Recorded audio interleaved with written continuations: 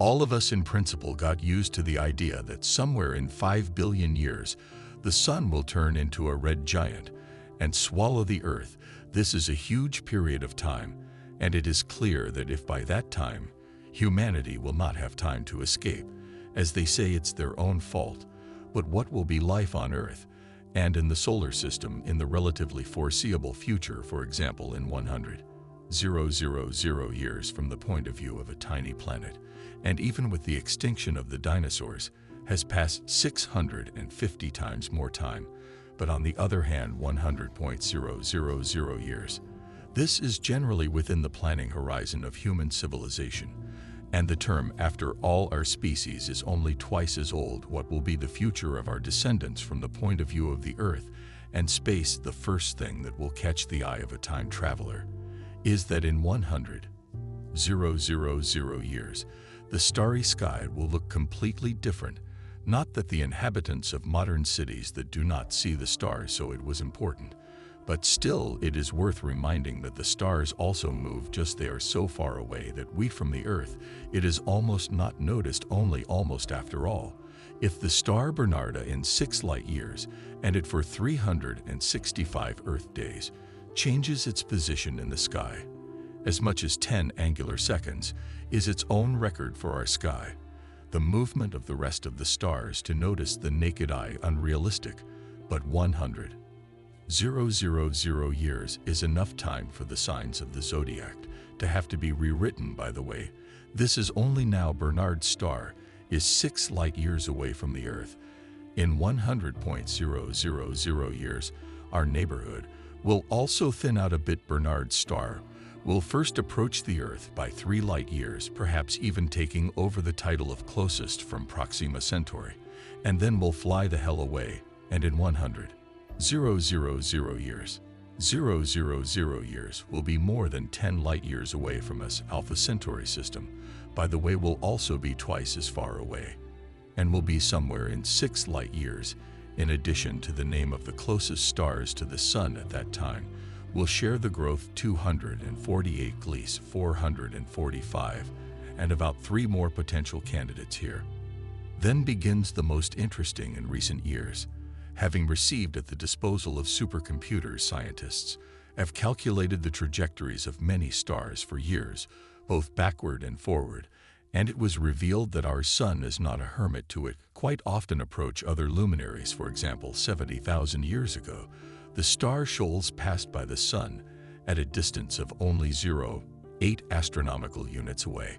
The trick is that statistically, this kind of approach happens once every 100,000 years, exactly in the time period that we chose for time travel. Unfortunately, even now computers cannot calculate everything thoroughly, but the available data is enough to say that for 100,000 years, the Sun at least resonate very close to one of the stars, not the fact that in the sky it will shine very brightly, but gifts in the form of comets, asteroids with the help of gravity on the Earth can send quite able. Here, everything becomes even more interesting. According to our data, an asteroid the size of a car meets the Earth once a year, the size of a soccer field once every 2,000 years. Well, in summary, there are varying estimates on the time required to terraform Mars. The most conservative estimate, calculated by Dr. Francois Ford, suggests it would take 100,000 years, considering the current rocket power and the importation of a significant amount of gas. However, it is important to note that technological advancements in rocket capacity may reduce this time frame.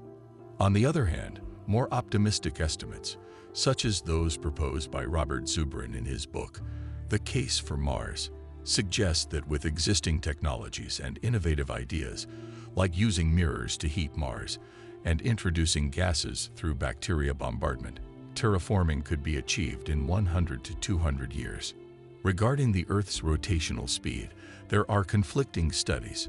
Some suggest that the Earth is slowing down, resulting in longer days, while others argue that it is speeding up.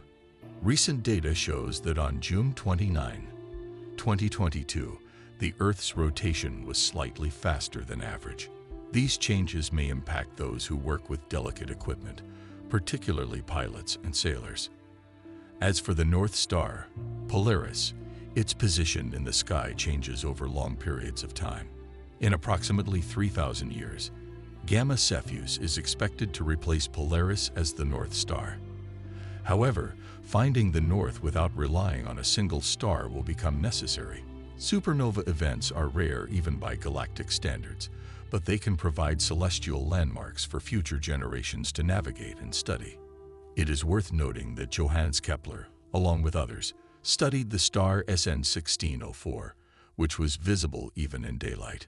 Of course, in 100,000 years, it will happen more than once. However, we included supernova in this video because specifically, in the near future, expected explosions, next to which SN 1604 will seem like a Chinese garland. The astronomical community is eagerly awaiting a supernova that will make the Betelgeuse star shine as brightly as half of the moon for a few weeks. Anyway, when you reach the 100,000th year, be sure to stock up on warm clothes because, after all, we will be discussing the topic of climate change.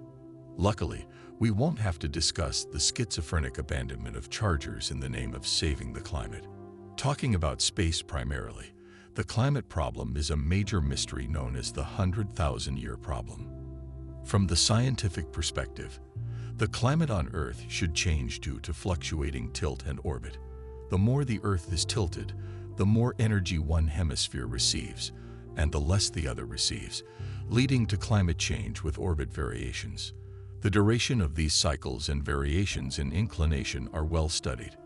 However, climate change on Earth is incredibly cyclical and does not occur in space-time dimensions.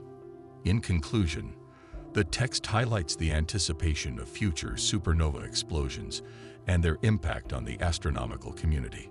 It also addresses the topic of climate change, emphasizing the cyclical nature of Earth's climate due to its tilt and orbit. The text raises questions about the occurrence of ice ages on Earth in comparison to space, suggesting that the geologic history of temperatures does not align with the amount of solar energy received from the star. The possibility of a new ice age or interglacial period in the next 100,000 years is mentioned, as well as the debate surrounding the impact of human actions on global cooling. However, scientific evidence indicates that we are currently in a warm interglacial era. Finally, the text touches on potential geographical and ecological consequences, such as the connection between Eurasia and the U.S. via an ice isthmus in Chukotka, the northward expansion of permafrost reaching Germany, and the potential effects on wildlife like pangolins. It also suggests that the Gulf Stream is unlikely to be affected by these changes. The text concludes by inviting further discussion and comments on the future direction of the topic.